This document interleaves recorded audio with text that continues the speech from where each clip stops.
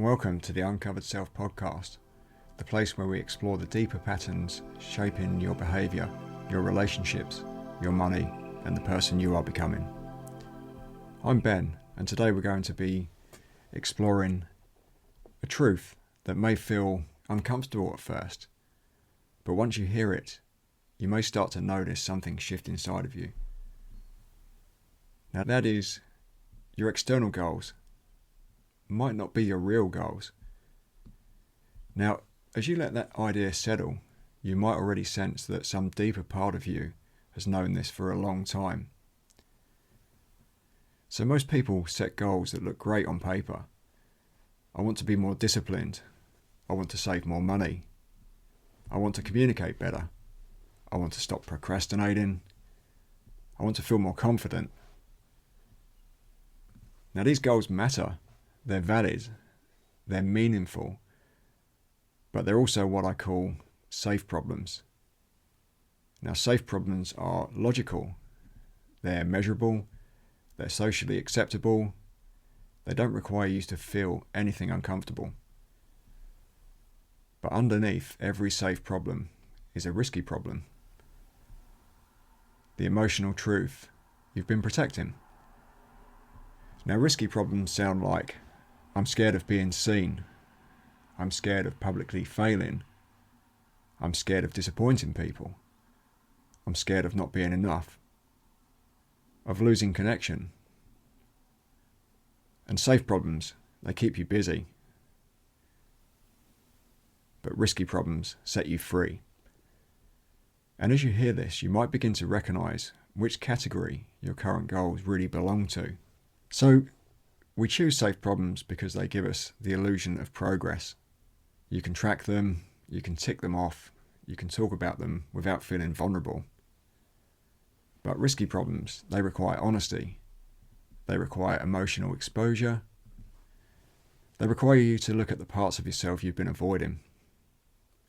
Now, John Bradshaw, whose work on the inner child changed the landscape of emotional healing, said that the child inside of us holds the emotional truth of our early experiences. And that truth often feels too raw, too real, too risky. So we stay on the surface. Not because we're weak, but because we're protected. And if we look at internal family systems, this also becomes so powerful. Because every behaviour, even the ones that we judge, has a protector keeping us safe behind it. And a part of you learned long ago to keep you safe in the only way it knew how. And when a risky problem gets too close, one of your protectors steps in. And this could be the efficient problem solver. Let's fix this quickly so we don't have to feel anything. The overwhelmed planner. Let's slow down, let's gather more information. Let's wait until we are ready. Or the peacemaker. Let's not upset anyone. Let's keep the peace. Or the listener. Let's focus on everyone else so we don't have to look at ourselves. Now these parts aren't flaws. They're not mistakes. They're not evidence that you're broken. They're strategies. They're bodyguards. They're emotional first responders. And they're all trying to protect you and keep you safe. The deeper emotional truths that matter most to you. Now, let me bring this to life with one simple example, one you might recognise in yourself. Now, someone says, I want to be more disciplined. It sounds logical.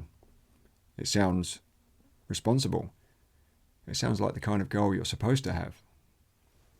But when we slow down, and you can allow yourself to slow down with me here, something deeper begins to reveal itself.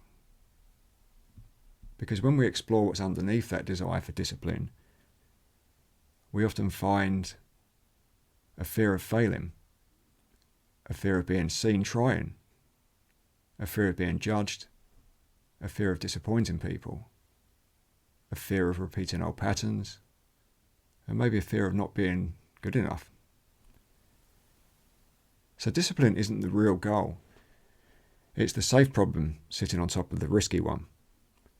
The real goal is safety, belonging, self-trust. And internal family systems might say that the protector part may be your efficient problem solver, or your overwhelmed planner is stepping in to manage the fear underneath. And John Bradshaw, he might remind us that the inner child is the one holding that fear.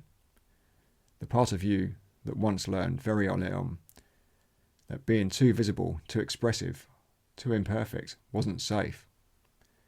And if we zoom out even further, attachment theory shows that the way you learn to bond and seek approval becomes the blueprint for the way you pursue or avoid your goals today. So when someone says, I want to be more disciplined, what they might really be saying is, I want to feel safe enough to try. I want to trust myself again. I want to stop abandoning myself. I want to stop living from fear. Discipline is the surface. Safety is the truth. Now here's a little reflection exercise I'd like you to try. So take a moment right now and let yourself breathe a little deeper. And go ahead and bring to mind a goal you've been chasing. And ask yourself gently, what is the risky problem underneath this safe problem? Now there's no need to force an answer here. Just notice what arises.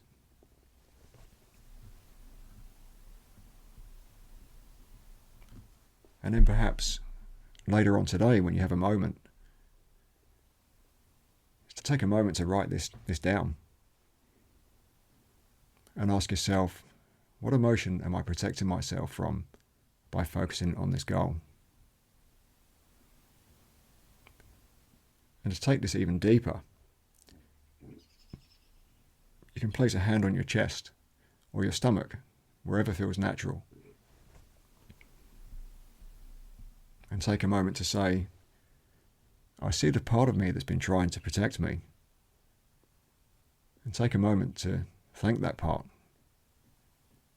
You don't have to work so hard right now. And take a moment to notice what shifts. And something might shift, or something might not shift, but that's okay.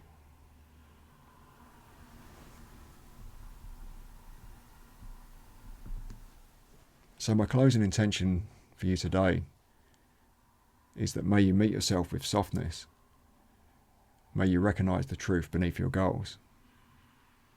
And may you take one small step toward the life your deeper self has been longing for. And as always, remember you are exactly where you need to be right now. And I look forward to seeing you on the next episode of the Uncovered Self podcast.